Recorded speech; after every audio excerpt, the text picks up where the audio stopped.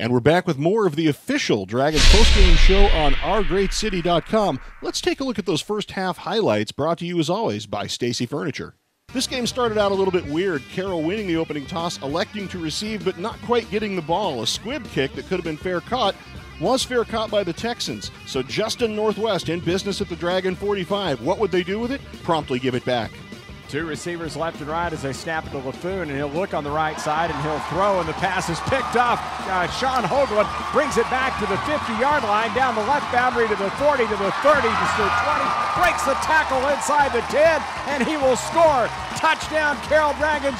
Sean Hoagland, 66 yards on the return. That's the second TD that he's taken to the house this year. On their next possession, Northwest would go 3 and out, giving Carroll back the ball at their 37-yard line. This time the Dragons would take a little longer to punch it in, a minute 22 to be exact, going 63 yards in 4 plays, topping it off by quarterback Kenny Hill to Peyton Williams. On 1st and 10 from the 29, Northwest showing blitz. Here they come. Dragons pick it up. Hill has time. One-on-one. Goes down toward the end zone. It's caught at the 5. Turning Peyton Williams into the end zone. Touchdown, Carroll Dragons.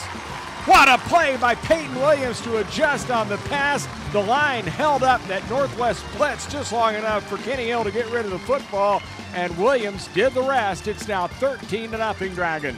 That would be Williams' only reception on the night, but his 30th of the year. That would put him at close to 345 yards on the season, his 3rd touchdown. The extra point by McGuire would put the Dragons up 14-0. Northwest, however, would answer. We alluded to some big plays earlier. One of the biggest came on their next possession. On 3rd down, as the quarterback Jones waits for the snap, has it, throws over the middle, post is caught in stride. This is Thorpe with running room inside the Carroll 30 to the 20, running away to the 10 to the 5. Touchdown, Northwest Texans.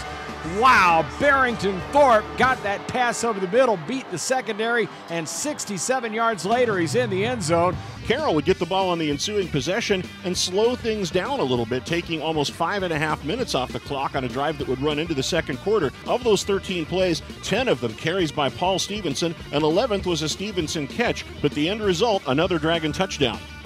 10 minutes, 50 seconds to go as they snap it to the quarterback, and he'll hand it off, the sophomore Hill to Stevenson, and the 10th running play of the drive gets into the end zone. Carroll would add one more touchdown in the first half, that coming again courtesy of Kenny Hill to our offensive player of the game, Corey Kemp. Playing for the middle of the field, 4 in the pattern as Hill has plenty of time to throw, goes deep, the post over the middle, caught at the 20, Kemp to the 10, he's into the end zone, touchdown Carroll Dragons.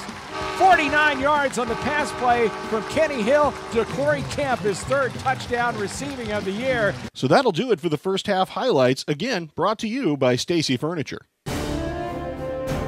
So Granddad, what makes the Dragons such a great football team? Oh, JT, the Dragons have a tradition for winning, a tradition of excellence. You see, JT, when you have a tradition like ours, it makes you better. You work harder, and you never settle for anything less than being your very best. That's what Dragon football is all about, son. Dragons play for championships, and we must protect the tradition. I get it! Dragons, being the best you can be, just like the team at Stacy Furniture. That's right, JT, and remember, if you're not shopping at Stacy's, you're burning money.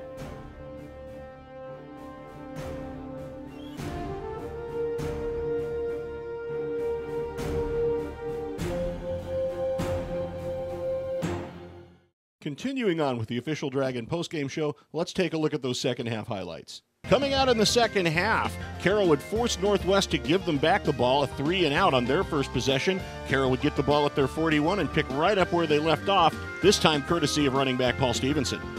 2nd down and 5. Here is Stevenson getting the handoff around right in, breaks into the open as he crosses the 50, gets to the 40, middle of the field, Northwest 30, he's to the 20, to the 10, he'll score, touchdown, Paul Stevenson.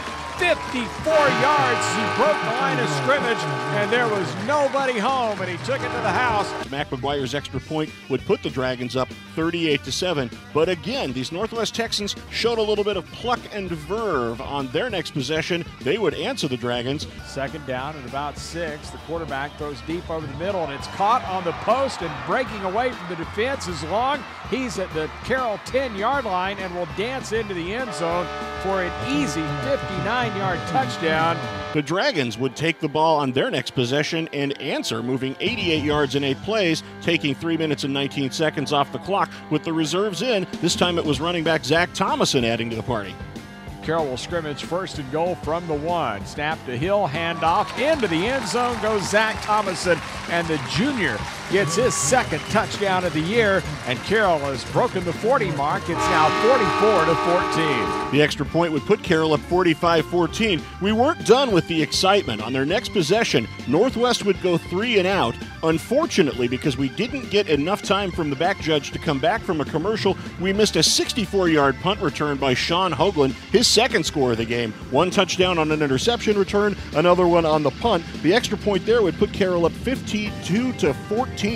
Their high water mark for the year offensively. From there, it was really academic. Barrington Thorpe would add a 3-yard rushing touchdown, his first rushing touchdown of the year, his second of the night. That would cut it to 52-21. Mac McGuire, of course, would add a 32-yard field goal to end all scoring, thus setting the final margin where it stood, 55-21. And that does it for the highlights. The Carroll Dragons resounding 55-21 winners on homecoming night. Chuck?